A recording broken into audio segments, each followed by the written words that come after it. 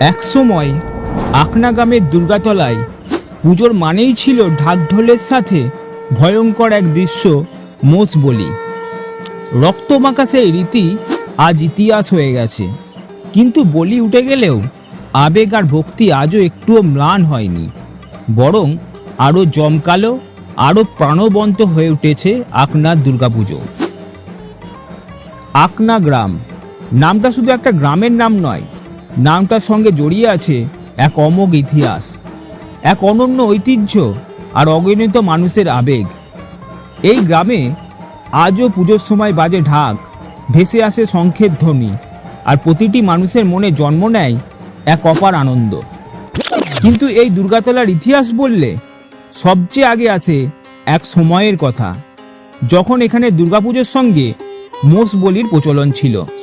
হ্যাঁ, একসময় মায়ের পুজোয় বলিদান ছিল সেই রীতিরই অংশ। গ্রামের মানুষ মায়ের কাছে অর্ঘ্য দিতেন মোষ বলি দিয়ে, আর তা ছিল তাদের ভক্তিরই প্রতীক। যুগের পর যুগ ধরে এই প্রথা চলেছিল আকনা গ্রামে।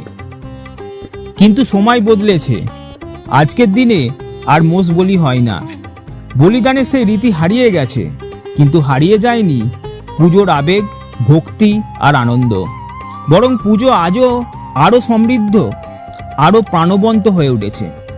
একসময় যেখানে রক্তমাখা বলির দৃশ্য ছিল, আজ সেখানে শুধু ভক্তির আলো, আনন্দের হাসি আর মিলন মেলার ছবি। এই দুর্গাপুজো শুরু করেছিলেন তৎকালীন ঘোষ পরিবার। তাদের হাত ধরেই গ্রামে শুরু হয় এই বিশাল আয়োজন। সময়ের সাথে ঘোষ পরিবার আর এখানে স্থায়ীভাবে থাকেন না, কিন্তু পুজোর সময়ে তারা আজও ফিরে আসেন। মায়ের আশীর্বাদে, মায়ের প্রতি দায়িত্বে তারা সব কিছু নিজের হাতে করে যান। ঘোষ পরিবারের সেই ঐতিহ্য আজও ভাস্বর আকনা গ্রামের দুর্গাতলায়। তবে শুধু ঘোষ পরিবার নয়, আজ এই পুজো দাঁড়িয়ে আছে গ্রামের মানুষের ভালোবাসা আর পরিশ্রমের ওপর। প্রতিটি মানুষ নিজের মতো করে দায়িত্ব নেয়, সহযোগিতা করে, আর প্রতিদিনের নিয়ম, প্রতিমা সঠিক রীতি, পুজোর আয়োজন সবটাই আজ সযত্নে সামলান স্বপন পাত্র। তার হাত ধরেই প্রতিটি খুঁটিনাটি ঠিকভাবে সম্পন্ন হয়। আসুন জেনে নিয়ে যাক তিনি কি বলছেন। এটা হলো আগেকার আমরা বলতাম যে জজবাবুর বাড়ি আকনার। হ্যাঁ, তা এই ছোটোবেলা থেকে আমি দেখে আসছি ওই পুজোর ঐতিহ্য। উনি ছিলেন তারাপ্রসাদ ঘোষ, তিনি মারা গেছেন, তার ভাইয়েরা মারা গেছেন। হ্যাঁ, এবার জামাই টামাই মেয়েরা সব এসে পূজাটা করছে। তখন মোষ বলি সেও দেখেছি, মোষ কিনতে গেছি সেও দেখেছি, ব্যান্ডেল বাঁশ বেড়ে এসব দেখি দিয়ে। তখন থেকে আমি এখানে সব বাবুদের মেনটেন করি, পরিচালনা করি, সব দেখা সাক্ষাৎ সব পুজোর দিক থেকে আমি সব ইয়ে করি, বুঝলি না। আর ঠাকুর মানে এখানেই তৈরি? হ্যাঁ, ঠাকুর আমি দেখছি যে আগে ছিল তালচিনার মিস্ত্রি। হ্যাঁ, তার নাম ছিল সতীশ চিত্রকর। এই মারা গিয়ে তার ছেলে ছিল হারাধন চিত্রকর। আর এই 3 বছর হলো ও ছেড়ে দিয়েছে, করছে না। আমাদের পান্ডুয়া থেকে আমাদের এখানকার ভাগনা, সে এখন আমাদের দুর্গা ঠাকুরের মায়ের মূর্তি তৈরি করছি। ঠাকুর এইভাবেই একই রকম ঢাকের সাজি মানে প্রতি বছর আগে এখন ভাগনারা করে, উনি ভাগনারাই সাজিয়ে দেয়। নাহলে আমি অন্তত 16-17 বছর থেকে আমি ঠাকুর সাজাতাম একাই। আমার সাজ নিয়ে এসে দিয়ে দিত বাবু, এবার আমি সব সাজাতাম। আগে যে দেখতে সেটা আমিই তো সাজাতাম, কে সাজাতাম? হ্যাঁ, এখন ওনারা সব টাকা নিয়ে নেয়, ওনারা করে দেয়, বুঝে নেয়। আর যে ফ্যামিলি এখানে পুজো শুরু করেছিল তারা চলে এসছে অলরেডি নাকি? না, তারা এখনো আসেনি, ওরা আসবে তোমার পঞ্চমীর দিন আসবে। আচ্ছা, পঞ্চমীর দিন ওনারা আসবে, এসে থাকবে পঞ্চমী ষষ্ঠী, তারপর পুজো মিটতে তখন ওনারা বাড়ি যাবে, সত্যনারায়ণ দিয়ে ওরা বাড়ি যাবে।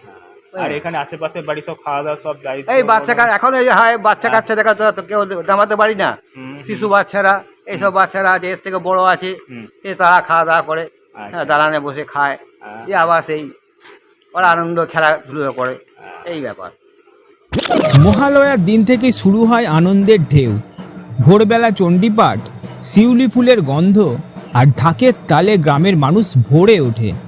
দূর দূরান্ত থেকে মানুষ আসে আকনা গ্রামের দুর্গাতলায় প্রতিমা দেখতে।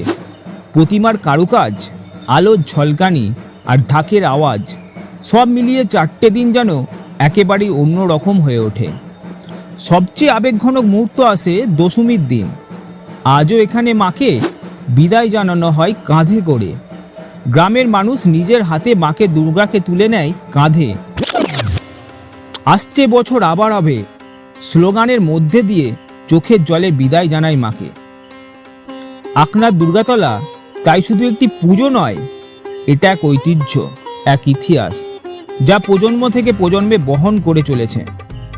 মোষ বলির প্রথা চলে গেলেও পুজোর আবেগে, ভক্তিতে আর আনন্দে কোনো খামতি নেই। বরং আজ আরও বেশি মানুষ এই পুজোতে যুক্ত হন, আরও বেশি ভালোবাসায় মায়ের আশীর্বাদ নিয়ে ফিরে যান।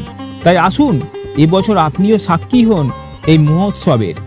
আসুন আকনা গ্রামে, আসুন দুর্গাতলায়। দেখুন কিভাবে ইতিহাস, ঐতিহ্য আর ভক্তি মিলে এক অপূর্ব ছবি আঁকে। আকনা গ্রাম আজ আপনাকে ডাকছে। আপনি থাকবেন তো?